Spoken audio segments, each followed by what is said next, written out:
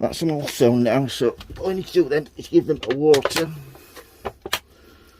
I'll put them in my tray just to make sure they're soaked right through. Name tag, date you first sown them, and then we'll go in my heater propagator. Go with one of these lids on some of my thermostatically controlled heat mats, and they should keep it in nicely. They're sown in a peat-based compost with some perlite mixed in with it, because that's the only thing I had left actually. That's the only reason I'm using it. Normally I just use a peat-based compost on its own. But yeah, if you've got any questions on how to sow these, don't hesitate to ask, folks. If you like the videos, please subscribe. And always, happy sowing, happy growing. Thank you for watching, everybody, and please keep safe. Thank you. Right, ladies and gentlemen, today I'm going to be sowing these. Delosperma floribunda stalberts, half-hardy perennial.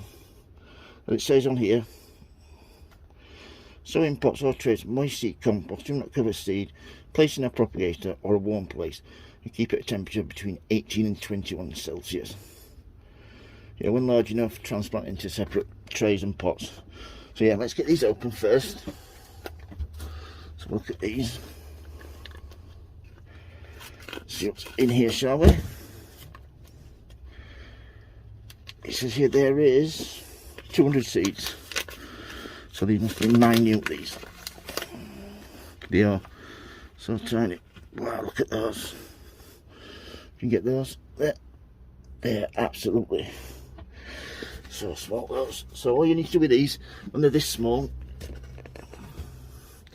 just gently tap them off your hand. Doesn't matter how careful you are, when they're that small, you're going to have a few problems with them. And then, don't want to waste any, just get the packet, tip it over. I'm using a peat-based compost for these. It's got a little bit of vermiculite in, but that's only because that's the only compost I had.